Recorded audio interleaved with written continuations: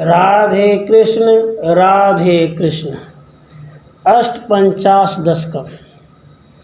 इसिक one में गौओं का दावर नल से उद्धार। ग्वाल बालों के समुदाय के साथ जब आप क्रीड़ा विहार में व्यग्र थे और पर्णम्बासुर के वध के कार्य में आपको अधिक विलंब हो गया, तब स्वेच्छानुसार विचरने वाली गौएं नई नई घास के लिए उत्सुक हो दूर दूर तक चलती हुई किसी ऐसी नामक वन में जा पहुँचे, जहाँ निदाघ ग्रीष्म की उग्रता का पता नहीं चलता है। उस वृंदावन की सीमा से बाहर निकलकर वे सारी धेनुएं इस ऐसिक वन अथवा मुंजाटवी में जा पहुँची थी।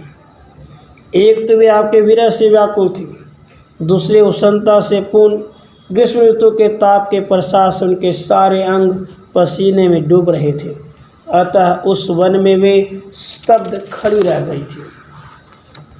हे वसुदेव नंदन, उसके बाद आपने अपने सखाओं के साथ दूर तक पता लगाकर देखा कि पशुओं का समूह मार्ग भ्रष्ट होकर मुंजारण्य में जाकर अत्यंत क्लेश उठा रहा है।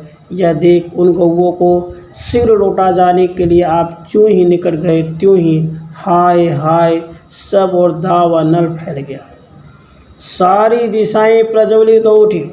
घोर भांकार रव से युक्त आग बड़ी भयानक प्रतीत होने लगी।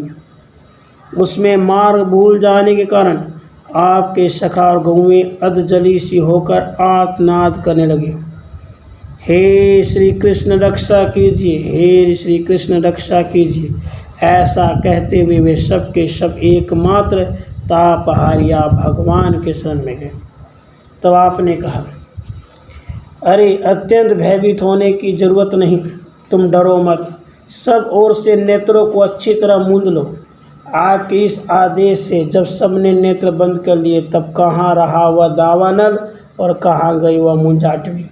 सब के सब उसी क्षण भांडिरवट के समीप विद्यमान हो गए। यह कैसा आश्चर्य है। हे ईश्वर, आपकी जय हो, आपकी जय हो। आपकी यह कैसी माया है। ग्वाल बालों के मुख से इस प्रकार अपनी स्तुति सुनकर आप हंसने लगे और नाना प्रकार के लीला विलास में संलग्न हो गए। तत्पश्चात जहाँ पांडर आदि वृक्षों के पत्र पुष्प आदि के समुदाय मात्र से गृहीत ग्रीष्म के ताप का अनुभव नहीं होने पाता था, उस वन प्रांत में जाकर आप पुनः विचरने लगे।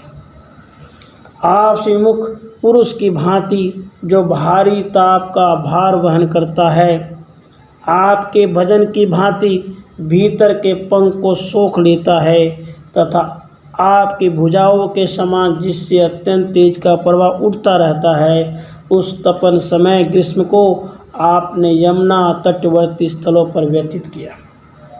इसके बाद आपके श्रीअंगों के समान कांति वाले मेघों के समूह से जो विकसित निर्मल विद्युत रूपी पीताम्बर से विलसित हैं, समस्त भुवनवासियों को हर्ष देने वाली वर्षा ऋतु की वेला को पर्वत की कंदराओं में स्वच्छंदता पूर्वक निवास करके बिताया। हे देव, उस समय वह गिरिराज गोवर्धन अपनी गुफा में निवास करने वाले अत्यंत गौरवशाली आपका निरंतर सेवन करता रहा। मयूर कुल की नूतन केकावाणी द्वारा वह आपकी स्तुति करता था तथा खिले हुए कुटज और कतम के पुष्प समूहों से आपके चरणों में पुष्पांजलि चढ़ाता था। उसके बाद आपके भक्तों के चित्त के समान निर्मल जल प्रवाह से सुशोभित शरद ऋतु आ गई। आप उसे सम्मान देते हुए विभिन्न काननों के स्वच्छ वन प्रांत में गौओं को सुंदर घास चराते हुए विचरने लगे। हे श्री कृष्ण, मेरे शरीर के रोग दूर करके आप मुझे दैहिक सौख्य प्रदान करें। इति ग्रीष्म वर्षा शरद वर्णन अष्टपंचाश दशकम समाप्तम। राधे कृष्ण राधे।